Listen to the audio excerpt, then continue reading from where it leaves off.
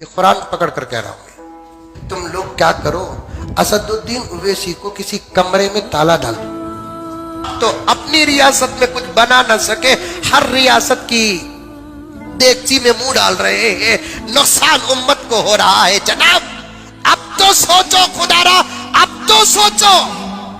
کام ایسے کر رہے ہیں جس میں ملاوٹ نظر آ رہی ہے۔ دشمن کو فائدہ پہنچانا بھی اس سے ملنے کے برابر ہے کہ نہیں؟ دشمن کو فائدہ پہنچانے کا کام کرنا بھی دشمن سے ملنے کے برابر ہے۔ تو مولانا نے یہ بیان کو ثابت کرنے کے لیے قرآن کی قسم کھائی ہے۔ قرآن کیا اس لیے آیا ہے؟ قرآن یہ قسمیں کھانے کے لیے آیا ہے کہ قرآن عمل کرنے کے لیے آیا ہے؟ اور مولانا آپ جو بات کہہ رہے ہیں، آپ قابل احترام ہیں، آپ معزز ہیں، لیکن آپ بات کہہ رہے ہیں کہ بنگال کے ملازم نے، بنگال کے ایک نوکر نے یہ بات کہی، ہم مانتے ہیں، اس کے لیے قرآن اٹھانے کی کیا ضرورت ہے؟ لیکن یہاں تو تاثر یہ جا رہا ہے کہ اسد الدین اویسی صاحب بی جے پی کے معاون و مددگار ہو رہے ہیں، اس بیان سے ایسا لگ رہا ہے۔ حالانکہ آپ نے قرآن اٹھایا اس بنگالی مزدور کے بیان کو سچ ثابت کرنے کے لیے اٹھایا۔ آپ ویسے بھی کہہ دیتے تو تمام لوگ آپ کی باتوں پر یقین کر لیتے۔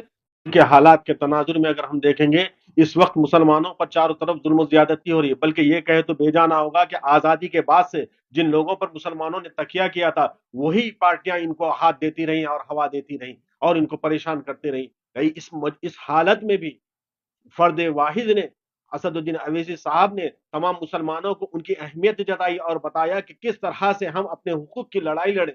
اس کے لیے تمام مسلمانوں کو اکٹھا ہونے کی دعوت دی۔ وَاعْتَصِمُوا بِحَبْلِ اللَّهِ جَمِيعًا کے تحت سب کو اکٹھا ہو جاؤ، اللہ کی رسی کو مضبوطی سے تھام لو، یہ انہوں نے نعرہ دیا۔ انہوں نے کہا کہ ایک اللہ کی بندگی کے علاوہ کسی کے آگے سر نہ جھکاؤ۔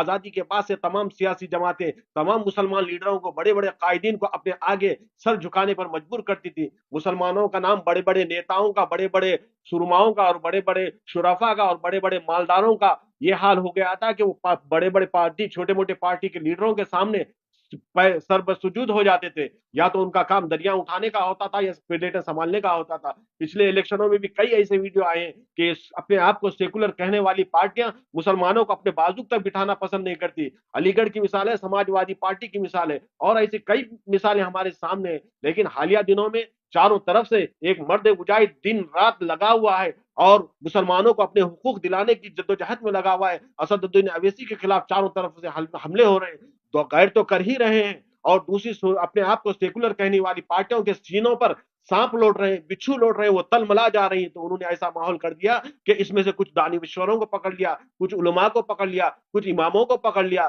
اب اس دباؤ میں آ کر یہ مسلمان اپنے آپ کو کہلانے والے ذمہ داران ان دباؤں میں آ کر اس طرح کے بیانات دے رہے ہیں کہ اسد الدین اویسی ایک ولن ہے، اسد الدین اویسی ایک ایسی شخصیت بن گئے نعوذ باللہ کہ وہ مسلمانوں کے حقوق کو یا مسلمانوں کو تکلیف دینے کے لیے آئے۔ ابھی حال ہی میں کرناٹک کے ایک معزز عالم دین مولانا پی ایم مزمل صاحب نے اس طرح کا ہی ایک بچکانا اور سطحی بیان دے دیا کہ اسد الدین اویسی صاحب جو مسلمانوں کی مدد کریں، جبکہ ان کا خود ماننا ہے، انہوں نے خود اپنے بیان میں یہ کہا کہ میں یہ نہیں مانتا کہ اسد الدین اویسی صاحب بی جے پی سے ملے ہوئے ہیں، فرقہ پرست طاقتوں سے ملے ہوئے ہیں، لیکن ان کا یہ کہنا ہے کہ ان کی پالیسیز کی وجہ سے ان کو ایک بنگال کا ایک کہیں وہ سفر میں جا رہے تھے، بہار کے کٹیہار کے سفر میں جا رہے تھے، ڈھابے پہ رکے تو وہاں پر ایک بنگالی نوکر نے یہ کہا کہ اسد الدین اویسی صاحب جو ہے بی جے پی کو فائدہ پہنچا رہے ہیں، لہٰذا ان کو ایک کمرے میں بند کر دے۔ تو مولانا نے یہ بیان کو ثابت کرنے کے لیے قرآن کی قسم کھائی ہے۔ قرآن کیا اس لیے آیا ہے؟ قرآن یہ قسمیں کھانے کے لیے آیا ہے کہ قرآن عمل کرنے کے لیے آیا ہے؟ اور مولانا آپ جو بات کہہ رہے ہیں، آپ قابل احترام ہیں، آپ معزز ہیں، لیکن آپ بات کہہ رہے ہیں کہ بنگال کے ملازم نے، بنگال کے ایک نوکر نے یہ بات کہی، ہم مانتے ہیں، اس کے لیے قرآن اٹھانے کی کیا ضرورت ہے؟ لیکن یہاں تو تاثر یہ جا رہا ہے کہ اسد الدین اویسی صاحب بی جے پی کے معاون و مددگار ہو رہے ہیں، اس بیان سے ایسا لگ رہا ہے۔ حالانکہ آپ نے قرآن اٹھایا اس بنگالی مزدور کے بیان کو سچ ثابت کرنے کے لیے اٹھایا۔ آپ ویسے بھی کہہ دیتے تو تمام لوگ آپ کی باتوں پر یقین کر لیتے۔ پھر اس کے ساتھ ساتھ کہہ رہے ہیں کہ اسد الدین اویسی صاحب کی پالیسیز ایسی ہیں جس کی وجہ سے دشمنوں کو فائدہ پہنچا ہے۔ دراصل ایسا نہیں ہے، آپ دور اندیشی سے کام نہیں لے رہے، آپ دور اندیشی کا مشورہ دے رہے ہیں، اور آپ جو ہے تمام ملک کی سیاست کو نہیں سمجھ رہے۔ دیکھیے اسد الدین اویسی صاحب نے، آپ کہہ رہے ہیں کہ اسد الدین اویسی صاحب نے، اور ایسی سطحی زبان آپ نے استعمال کی ہے، آپ جیسی معزز شخصیت کے لیے زیب نہیں دیتی کہ مرغیاں ہیں، مرغیوں میں ایک مرغا ہے، کتنی سطحی زبان ہے۔ ایک گرا ہوا آدمی بھی اس طرح کی بات نہیں کرتا، آپ اتنے معزز ممبر رسول سے رہ کر اس طرح کی بات کرتے ہیں۔ کتنی ہم کو سوچنے کا مقام ہے ہمارے لیے. آپ کو پتا ہے ان 7 MLA اور ایک MP کی وجہ سے کتنے بڑے بڑے کام ہوئے, جبکہ متحدہ آندھرا پردیش تھا تب سے لے کر, اور اب تلنگانہ اسٹیٹ بنا ہوا ہے, تلنگانہ ریاست بنی ہوئی ہے, تب اتنے کام ہوتے ہیں کہ ان کا موقف بادشاہ گر کا ہے, نوکروں کا اور غلاموں کا نہیں ہے, ذہنی غلاموں کا نہیں ہے, بلکہ بادشاہ گر کا موقف ہے. اگر یہ جو کہتے ہیں وہ بات ہوتی ہے.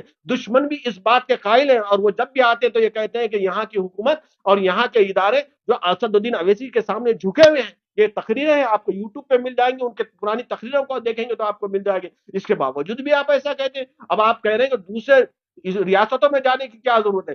دوسرے ریاستوں میں آزادی کے بعد سے, چلیے یو پی میں سب سے, اتر پردیش میں سب سے زیادہ مسلمان رہتے ہیں, جس کا آپ حوالہ دیتے ہیں یو پی اور بہار کا, یہاں پر سب سے زیادہ مسلمان ہیں. تمام مسلمانوں نے اپنے آپ کو سیکولر کہنے والی پارٹیوں کو ووٹ دیا آزادی کے بعد سے. یو پی میں دیکھیں کانگریس کی حکومت رہی, بابری مسجد کا خفیہ شروع ہوا. یو پی میں دیکھیں کانگریس کی حکومت بے تحاشا فساد ہوئے, میرٹھ کا فساد ہوا, ہاشم اور ملیانہ کے فسادات میں تو یہ ہوا کہ مسلمانوں کو پکڑ کر دے گا, اور ہیڈن ندی میں خود PAC والوں نے شوٹ کر دیا. اب حالیہ بیان آیا کہ وہ سارے کے سارے باعزت بری ہو گئے. اب ان کو ماننے والے کون تھے مولانا؟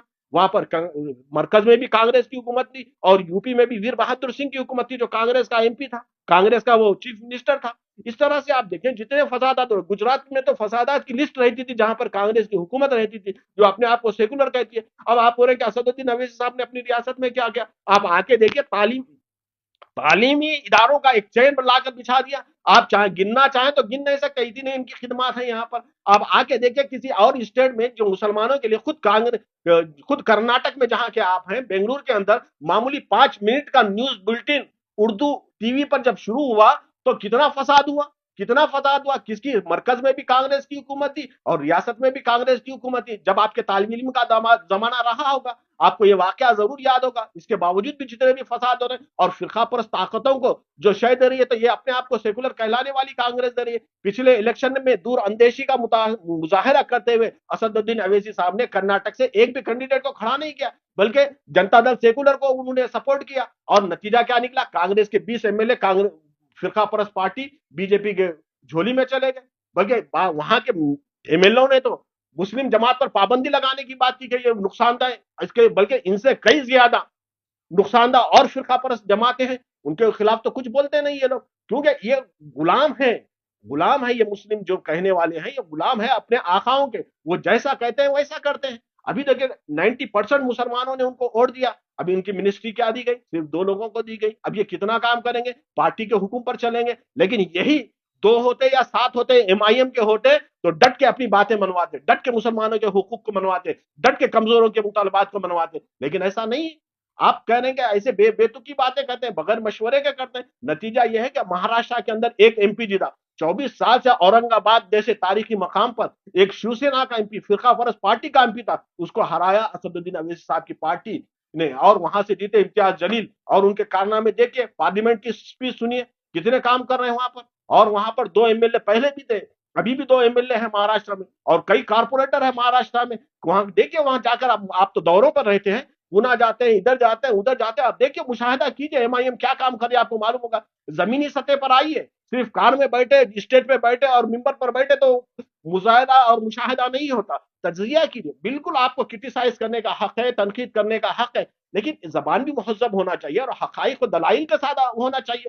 آپ وہاں جا کر دیکھیے, UP میں آزادی کے پاس سے اتنی حکومتیں آئی, کانگریس کی حکومت آئی, سماجوادی کانگریس کی آئی, BSP کے آئے, اور دیگر پارٹیوں کی مشترکہ حکومتیں آئی. کیا انہوں نے ہاسپٹل بنایا؟ کیا انہوں نے تعلیمی ادارے شامل کیے؟ کیا انہوں نے کوئی اور سوشل ورک کیا مسلمانوں کے لیے؟ آپ کہہ رہے ہیں کہ اپنے اسٹیٹ میں کیا کیا انہوں نے کیا, اور انہوں نے وعدہ بھی کیا. ابھی حالیہ چناؤ میں آپ دیکھیے, اس سے پہلے تو MP کے چناؤ میں اسد الدین اویسی صاحب نے وہاں حصہ نہیں لیا, اور کیوں پھر BJP کی حکومت آئی, BJP کے MP زیادہ کیوں آئے؟ اور ابھی حالیہ دنوں میں اتنا مخالفت کے باوجود وہاں پر 80 کے قریب کارپوریٹر چن کر آئے اور 4 نگر نگم چن کر آئے. حالانکہ اویسی صاحب نے جا کر کنوینسنگ بھی نہیں کی جیسا کرنا چاہیے تھا. یہاں بلدیہ کے الیکشن میں ہوم منسٹر آ کر تقریر کرتا ہے, ہوم منسٹر آ کے تنقید کرتا ہے, مرکزی وزراء آ کر تنقید کر وہ تقریریں کرتے ہیں اور تائیدی کمپین چلاتے ہیں. لیکن اسد الدین اویسی صاحب کرتے ہیں تو تعمیری کوشش ہوتی ہے, تعمیری جدوجہد ہوتی ہے. آپ اس کو سنجیدگی سے لیجیے. آپ علماء کے وارث ہیں, آپ قابل احترام ہیں, آپ اپنے مقام کو پہچانیے. ایسے جذباتی بیانات دینے سے کچھ ہوتا نہیں. آپ تعمیر اور تحقیق کے ذریعے اور تدبیر کے ذریعے آپ بیانات دیا کیجیے. آپ اپنے مقام کو پہلے خود پہچانیے، پھر بعد میں دوسروں کو بولیے. ٹھیک ہے، آپ کی بات ہے، آپ رکھیے، ممبر ہے، خدا ہے، اور وہاں پر سیاست کی بھی بات کیجیے، مسجد سے بات کیجیے، لیکن آپ اس میں سلجھانے کی بات کیجیے، الجھانے کی بات مت کیجیے، کسی کے اوپر کیچڑ اچھالنے کی اور تہمت لگانے کی بات مت کیجیے. احادیث میں اس کو بھی منع کیا گیا، آپ اس کو کیوں نہیں سمجھتے؟ آپ سنجیدگی سے جائیے. آپ بہار میں دیکھیے 5 MLA ہیں اور کئی نگر پنچایت ہیں، وہاں کوشش ہو رہی ہے. اب سیمانچل کی کوشش ہوئی تھی تو اپنے آپ کو جو سیکولر پارٹیاں کہہ رہی ہیں اب تک جو مسلمانوں کے لیے کچھ نہیں کیا، اب ان کے سینوں پر بچھو دوڑ رہے ہیں، بچھو دوڑ رہے ہیں اور تل ملا رہے ہیں. وہ بے آب و گیائی مچھلی کی طرح بہت زیادہ تل ملا رہے ہیں. کیوں تل ملا رہے ہیں؟ ان کو معلوم ہے کہ اب تک جو ہمارے غلام تھے وہ اپنے حقوق کو پہچان رہے ہیں، وہ اپنا حق مان رہے ہیں، برابری کی بات کر رہے ہیں. اب یہ کہہ رہے ہیں کہ ہمارا سر جھکے گا تو ایک اللہ کے سامنے جھکے گا، کسی انسان کے سامنے نہیں جھکے گا، کسی کی دریا نہیں اٹھائیں گے، کسی کے آگے سر نہیں جھکائیں گے. آپ ابھی بھی دیکھیں الیکشن ہو گیا، آپ جتنے بھی کانگریس کے یا اور سیکولر پارٹیوں کے لیڈران ہیں آپ کے شہر کے، کیسا جھکتے ہیں دیکھیے. ارے تم کو اگر دوست بنانا ہے تو اللہ کو دوست بناؤ، کیا راہل کو، کیا پاہل کو پھر کسی کو دوست بنا رہے ہو آپ؟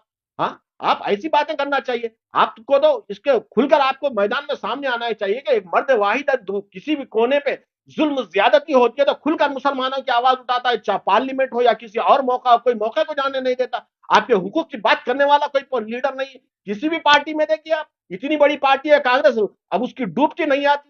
ہماری دور اندیشی کی وجہ سے ایک دشمن جو ازلی دشمن تھا ہمارا آزادی کے بعد سے، جو خطرناک زہریلا مہلک دشمن تھا، وہ مر رہا تھا، اس کو زندہ کر دیا. ہاں، اب یہ تو دشمن ہے، ظاہری دشمن ہے، اور یہ تو کھلی ہوئی، یہ تو چھپی ہوئی دشمن ہے نا. اب دیکھیں یہ کیا کیا پالیسیز لاتی ہیں، کتنے فسادات ہوئے، کتنے دنگے ہوئے، سب کے پیچھے اس کا ہاتھ ہے. ہر ریاست میں اس سے پہلے تو بی جے پی تھی نہیں، بی جے پی سے پہلے جتنے دنگے ہوئے سب انہی کے لوگ کراتے تھے تاکہ ہم کو دبا کے رکھیں. لیکن یہی چیز، یہی احساس مسلمانوں کے اندر اویسی صاحب نے پیدا کیا تو وہ بھی چل بڑا گئے. اب انٹلیکچوئل نام کے لوگ آ رہے ہیں، یہ لوگ آ رہے ہیں، اور اویسی صاحب نے نہ صرف مسلمانوں کے ان کے حقوق یاد دلائے بلکہ کمزوروں کے، مظلوموں کے، ہر ایک کی بات کی انہوں نے. کسانوں کا آندولن ہوا تو کسانوں کا ساتھ دیا، روہت وملا کو یہاں قتل کیا گیا تو اس کا وہ کیا. اور اسی طرح سے یہ جو کنہیا کمار آج کل جو پہلے کمیونسٹ پارٹی میں تھا اب وہ کانگریس میں آ گیا، اس کو خلاف جب ایکشن لیا گیا تو جے این یو کے اسٹوڈنٹ کے لیے آواز اٹھائی اور جامعہ ملیہ اسلامیہ کے طلباء کے لیے آواز اٹھائی اور اقلیتی کیریکٹر کے لیے آواز اٹھائی. یہ سارے کے سارے کام اویسی صاحب کر رہے ہیں اور آپ کیا کریں؟ آپ کچھ بھی نام لے لیں. اور آپ تو جانتے ہیں ویل لکل ہمزۃ لمزہ، تباہی ہے، ہلاکت ہے، بربادی ہے اس شخص کے لیے جو لوگوں کے نام بگاڑتا ہے. آپ کبھی مرغی کہہ رہے ہیں، کبھی مرغا کہہ رہے ہیں، کبھی اس کا دوست کہہ رہے ہیں. آپ کم سے کم سورہ ہمزہ ہی پڑھ لیجیے، سورہ ہمزہ پڑھ لیجیے، تفسیر پڑھ لیجیے، آپ دوبارہ پڑھ لیجیے، طالب علمی کے بارے میں پڑھے ہوئے. اب یہ کسی کو بولنے سے پہلے بھی آپ دیکھا کیجیے، پھر بعد میں آپ کہیں بیان دیجیے.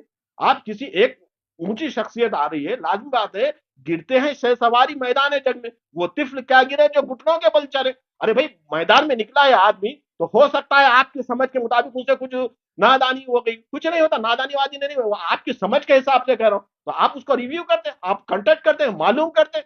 خالی بیٹھ کے بیانات دے کر دشمنوں کی مدد آپ انڈائریکٹ وے میں کر رہے ہیں اور نام دے رہے ہیں کہ ویسی صاحب کر رہے ہیں. اس سے آپ کے اس بیان سے ملت اسلامیہ کو کتنا نقصان ہوا آپ رات میں سوتے وقت سنجیدگی سے غور کیجئے، جب آپ کو پتا چلے گا کہ کتنا نقصان ہوا ہے. اور بس میں آپ کو پھر ایک بار آخر میں دعا کرتا ہوں کہ اللہ تبارک و تعالی ہمیں ہدایت دے اور اتفاق و اتحاد میں قائم رکھے اور تمام مسلمان اپنے مرکز سیاسی کو، اپنے اہمیت کو، اپنے حق کو پہچانے اور مرکز سیاسی سے جڑ جائیں. واخر دعوانا الحمدللہ رب العالمین.